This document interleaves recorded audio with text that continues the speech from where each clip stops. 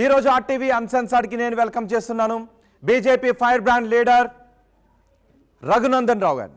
రఘునందన్ రావు గారు, welcome to RTV uncensored. Happy new year కూడా. Thank you sir, wish you the same. Questions ప్రారంభించే ముందు, అన్సెన్సార్ని ప్రారంభించే ముందు మీరు కూడా అందరికీ ఒక్కసారి హ్యాపీ న్యూ ఇయర్ చెప్పండి. ఆర్టీవీ ప్రేక్షకులకి అందరికీ కూడా ఆంగ్ల నూతన సంవత్సరాది 2025 సందర్భంగా శుభాకాంక్షలు, అభినందనలు. ఈ సంవత్సరంలో డ్రగ్స్ వాడకం తగ్గాలని, తెలంగాణలో పెరిగిన క్రైమ్ రేట్ తగ్గాలని, ప్రజలంతా సుఖ సంతోషాలతో వర్ధిల్లాలని, భారతదేశం 2025లో నరేంద్రుడి నాయకత్వంలో మరొక మెట్టు ముందుకెళ్లాలని మనస్ఫూర్తిగా ప్రజలకు శుభాకాంక్షలు, అభినందనలు శుభాకాంక్షలు తెలియజేసినందుకు thank you very much Raghunandan Rao గారు. అండ్ ఈ అన్సెన్సార్లో ఈ కార్ రేసులో ఈడీ ఎంట్రీ దగ్గర నుంచి అల్లు అర్జున్ అరెస్ట్ వరకు అన్నీ కూడా మాట్లాడుతున్నాం అన్సెన్సార్లో. దానికి ఎంపీ రఘునందన్ రావు దగ్గర నుంచి ఎటువంటి ఆన్సర్స్ వస్తాయో మనం చూద్దాం. రఘునందన్ రావు గారు, రాజకీయ అంశాలు చాలా ఉన్నప్పటికీ దేశవ్యాప్తంగా అటు రాజకీయంగాను ఇటు సినిమాల పరంగాను ప్రజల నుంచి ఎక్కువ చర్చనీయాంశమైన అంశం అల్లు అర్జున్ అరెస్ట్. అల్లు అర్జున్ అరెస్ట్ విషయంలో మీరు అల్లు అర్జున్కి ప్రోగా రియాక్ట్ అయ్యారు. అల్లు అర్జున్కి ప్రోగా రియాక్ట్ అవ్వడానికి కారణం ఏంటి? సో ఒక రాష్ట్ర ప్రభుత్వం మొత్తం ఒక వ్యక్తిని ముద్దాయిగా చూపించాలనేటువంటి ప్రయత్నంలో కొన్ని తొందరపాటు పనులు, కొన్ని తప్పు పనులు చేసింది.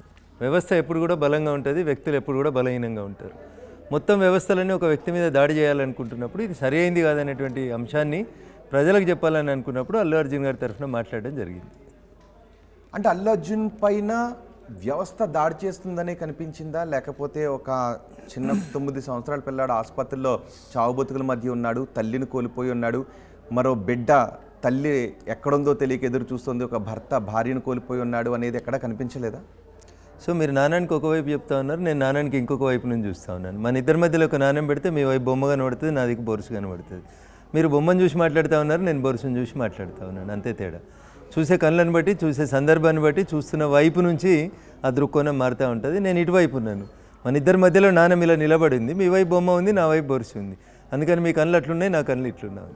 కానీ ఒక రాజకీయ నాయకుడిగా ఉన్నప్పుడు, మీరు ఒక న్యాయవాది కూడా అయినప్పుడు నాణ్యానికి రెండు వైపులా చూడాలి కదా. నేను ఒక వైపే చూస్తున్నాను, కానీ మీరు రెండో వైపు ఎందుకు చూడట్లేదు రఘునందన్ రావు గారు? రెండో వైపు చూడాలంటే కొద్దిసేపటి క్రితం ఖమ్మం జిల్లా మదిరలో ఈ రాష్ట్ర ఉప ముఖ్యమంత్రి, ఆర్థిక మంత్రి గారి నియోజకవర్గంలో ఒక చిన్న పిల్లోడు 9వ తరగతి అనుకుంటా, if I'm not wrong, student ఊరేసుకొని చచ్చిపోయినాడు.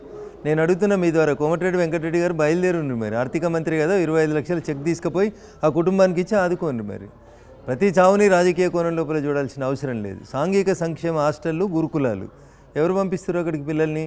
బీసీలు, ఎస్సీలు, ఎస్టీలు, బడుగు బలహీన వర్గాలకు సంబంధించినటువంటి పిల్లలు ఈ రాష్ట్రంలో ఉన్నటువంటి వివిధ గురుకులాల్లో చదువుకుంటున్నప్పుడు ఆ పిల్లల బాధ్యత ఎవరిది? రాష్ట్ర ప్రభుత్వాన్ని కాదా?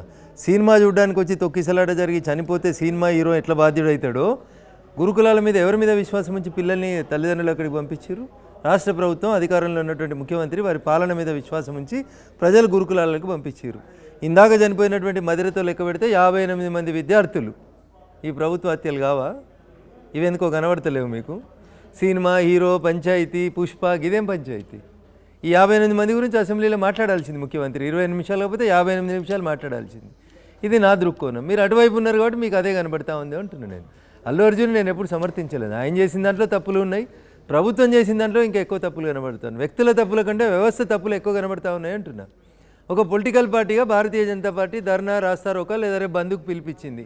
ఏం చేస్తారు పోలీసు వాళ్ళు? అర్ధరాత్రి 12 గంటలకు మొదలు పెడతారు మా కార్యకర్తల్ని ప్రివెంటివ్ అరెస్ట్ అని అరెస్ట్ చేస్తారు.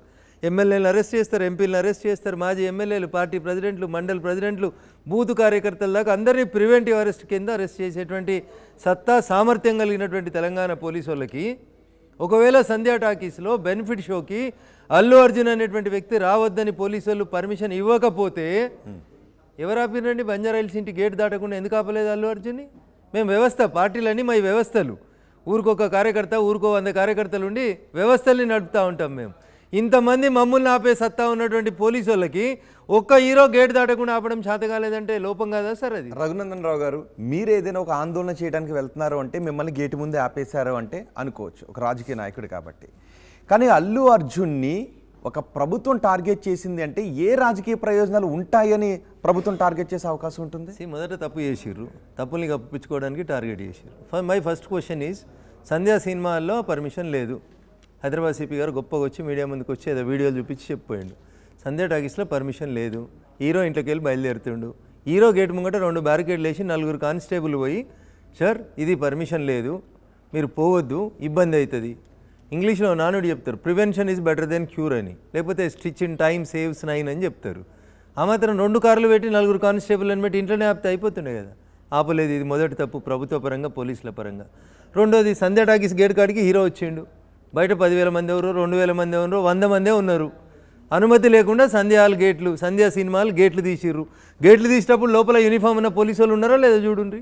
యూనిఫామ్ ఉన్న పోలీసే గేటు గుంజుతున్నాడు నేను చూసిన వీడియోలల్లో. మీరు ఇల్లీగల్గా ఎక్కడైనా రోడ్ పక్కన కారు నో పార్కింగ్ జోన్లో మీరు కార్ పార్క్ చేస్తే ఏం చేస్తారు? అదొకటి వస్తుంది కదా, వ్యాన్ వచ్చి టో చేసి తీసుకుపోతుంది కదా.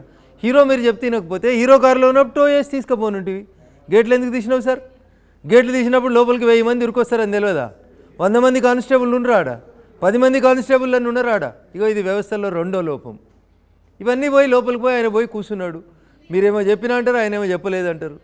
కానీ అల్లు అర్జున్ వస్తున్నాడు అనే విషయాన్ని ఫ్యాన్స్ అందరికీ తెలిసేలా చేయటం, అల్లు అర్జున్ రూఫ్ ఓపెన్ కార్లో పైకొచ్చి ర్యాలీగా వెళ్ళటం, ఇవి తప్పులు కాదంటారా?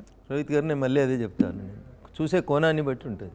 అల్లు అర్జున్ గారు దానికి ఇచ్చినటువంటి వివరణ ఏంటంటే, నా కారు బయటికి వెళ్ళేటువంటి సందర్భం లోపల వెళ్లకుండా కార్యకర్తలు అందరూ అడ్డంగా ఉన్నప్పుడు, లేదా అభిమానులు అడ్డంగా ఉన్నప్పుడు, నేను ఒకసారి కనబడితే వాళ్ళ ఎమోషన్స్ తగ్గి వాళ్ళు పక్క జరుగుతారని నేను పైకి ఎక్కి దారి ఇవ్వండి అని ఇట్లా చెప్పినా అన్నాడు. నేను మళ్ళీ చెప్తా ఉన్నా, చూసే కోణం. మీరు అటు ఉన్నారు అంటున్నా, మీరు నాణానికి అటు ఉన్నారు, నేను నాణానికి ఇటు ఉన్నా. చూసే కోణాన్ని బట్టి అక్కడ ఉన్నటువంటి సంఘటనని మనం ప్రొజెక్ట్ చేయవచ్చు. మీరు చూస్తున్న కోణం కరెక్ట్ కాదు అంటున్నా. ఇండివిజువల్ని ఆపలేని తెలంగాణ పోలీసు వాళ్ళు పెద్ద పెద్ద ముచ్చట్లు ఎందుకు చెప్తారు రోహిత్ గారు? ఇంట్లోకి వెళ్ళకుండా కారు గేట్ తాళం అయితే అయిపోతుంది కదా, గోడ దుంకి ఏమైనా ఉరుకుతాడేంది సంధ్య టాకీస్? రఘునందన్ గారు, మీరు 2 ఫేసెస్ కాయిన్ గురించి చెప్తున్నారు, కానీ అక్కడ 2 కోణాలు కదా, క్యూబ్ ఉంది. ఆ క్యూబ్లో కూడా మీరు చూపించని కోణం కూడా ఇంకొకటి ఉందని చెప్తారు. ఎందుకంటే బీజేపీ నేతలు సినిమా పరిశ్రమను తమ వైపు తిప్పుకోవడానికి కొన్ని ప్రయత్నాలు చేస్తున్నారు. అందులో భాగంగానే మోదీ కూడా ఎక్కడికి వెళ్ళినా సినీ ప్రముఖులను కలుస్తున్నారు. హైదరాబాద్ వచ్చిన సినీ ప్రముఖులను కలుస్తున్నారు. ఇక్కడ కూడా అల్లు అర్జున్ని సపోర్ట్ చేయడం ద్వారా సినీ పరిశ్రమను మీ వైపు తిప్పుకోవాలి అని ఒక ప్లాన్ చేస్తున్నారు అనే ఒక కోణం కూడా ఉంది. కాంగ్రెస్ వాళ్ళ చరిత్రలో పెద్దల సభకి, రాజ్యసభకు పంపడానికి కాంగ్రెస్కు 100 అవకాశాలు ఉన్నాయి. కాంగ్రెస్ ఏం చేసింది, మేమేం చేస్తున్నాం? మేము హీరోయిన్లను తీసుకుపోలేదు రాజ్యసభకి. పెద్దల సభలకు మేము తీసుకుపోయింది ఒక సంగీత విద్వాంసుడు ఇళయరాజా గారిని తీసుకుపోయినాం, లేకపోతే ఒక పరుగుల రాణి పీటీ ఉషా గారిని తీసుకుపోయినాం, లేకపోతే RRR మూవీ మేకర్ వాళ్ళ తండ్రి రాజమౌళి గారి తండ్రి విజయప్రసాద్ గారిని తీసుకుపోయినాం. ఇది మేము పెద్దల్ని గౌరవించుకునే విధానం. మీ కోణం ప్రతి దాంట్లో ఆర్థిక కోణమే. నీ ఇంటికి వస్తే ఏమి ఇవ్వాలి, నా ఇంటికి వస్తే ఏం తేవాలి, ఇది కాంగ్రెస్ ధోరణి. మా ధోరణి పెద్దల సభని గౌరవించుకునేటువంటి పెద్ద వ్యక్తులను తీసుకుపోయి అక్కడ పెట్టి సమాజంలో ఉన్నటువంటి అన్ని రకాలైనటువంటి కళలు, కళాకారులను ఎంకరేజ్ చేయడం మా కల్చర్. దానికి సినిమా రంగం ఏముందండి? RRRకి ప్రైజ్ వచ్చింది, మేము ఇచ్చినామా? ఆస్కార్ వాళ్ళు ఇచ్చిర్రు వాళ్ళ పాటకి చూసి. అది కూడా నరేంద్ర మోడీ గారు తప్పేనా? మంచిని మంచి అనడం మా సంస్కారం. మీరు మంచిని చూడలేకపోవడం మీ దుర్బుద్ధి. రఘునందన్ రావు గారు, ఒకవేళ అదే అంటే మీరు ఇక్కడ అల్లు అర్జున్ వైపు ఉన్నటువంటి కోణాన్ని నేను చూస్తున్నానని మీరు చెప్తున్నారు. కానీ వాళ్ళ మామ Pawan Kalyan, AP deputy CM Mohan Babu గారు చేసింది కూడా తప్పని చెప్పిన. మీరు వినకపోతే నేను ఏం చేయలేను. ఒక జర్నలిస్ట్ మీద దాడి చేయడం దుర్మార్గము అని చెప్పిన, హత్యాయత్నం కేసు పెట్టాలి అని చెప్పిన, వెంటనే మోహన్ బాబుని అరెస్ట్ చేయాలి అని చెప్పిన. ఎందుకంటే నేను రిపోర్టర్గా పనిచేసిన కాబట్టి రిపోర్టర్లు దిక్కు ఉండాలనుకున్నా. మీకు ఏ కోణం లేకపోతే ఎట్లబ్బా? ఏదో కోణం తీసుకోర్రి. మరి అక్కడ మోహన్ బాబు తప్పు చేస్తే తప్పు అన్న, ఇక్కడ ప్రభుత్వం తప్పు చేస్తే తప్పు అన్న.